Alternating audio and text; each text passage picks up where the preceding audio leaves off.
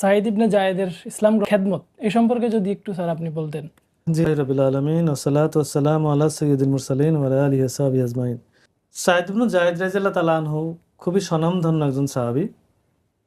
আমরা ইতিমধ্যেই জানলাম যে ওনার বাবা মৃত্যুর আগে তার জন্য দোয়া করে গিয়েছিলেন যে আল্লাহ, আমি সেই সৌভাগ্য অর্জন করতে পারলাম না, রাসূলুল্লাহর সঙ্গে সাক্ষাৎ করতে পারলাম না, আমার ছেলেকে তুমি এই সুযোগ দিও। জি আল্লাহ তাআলা তার বাবার দোয়া কবুল করেছেন এবং খুব ছোট বয়সেই সাঈদ ইবনে জায়েদ রাদিয়াল্লাহু তাআলা আনহু ইসলাম গ্রহণ করেন।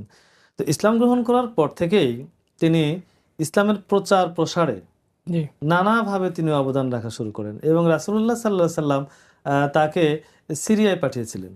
আমরা জানি যে রাসূলুল্লাহ সাল্লাল্লাহু আলাইহি সাল্লাম সাহাবায়ে কেরামকে দ্বীন প্রচারের জন্য বিভিন্ন এলাকায় পাঠিয়েছেন। তো এই সাঈদ ইবনে জায়েদ রাদিয়াল্লাহু তাআলা আনহুকে তিনি সিরিয়ায় পাঠিয়েছিলেন এবং সিরিয়ায় পাঠানোর কারণে সাঈদ ইবনে জায়েদ রাদিয়াল্লাহু তাআলা আনহু কিন্তু বদর যুদ্ধে অংশগ্রহণ করতে পারেন নাই। জি তিনি রাষ্ট্রীয় দায়িত্ব অর্থাৎ দ্বীন প্রচারের কাজেই সেখানে ছিলেন। এরপরে তিনি দামেস্কে দ্বীন প্রচার করেন এবং দামেস্কের আশপাশের বিভিন্ন এলাকায় তিনি দ্বীন প্রচার করেন এবং রাসূলুল্লাহ সাল্লাল্লাহু আলাইহি ওয়াসাল্লামের একজন দায়ী হিসেবে তিনি এত বিচক্ষণতার সাথে, এত কৃতিত্বের সাথে তিনি দ্বীনের দাওয়াত চারদিকে ছড়িয়ে দেন এবং তরুণ বয়সে, ইয়ং বয়সে এই দাওয়াতগুলো মানুষের কাছে খুবই অ্যাট্রাকটিভ ছিল এবং জনসাধারণ সেই দাওয়াতগুলোকে খুবই প্রাণ ভরে গ্রহণ করেন।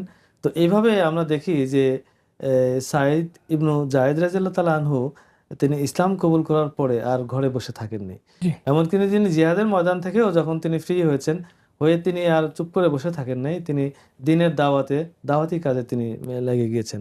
তো এইভাবে দ্বীন প্রচারণায় তার অবদান এটি খুবই অবিস্মরণীয় এবং খুবই অতুলনীয়।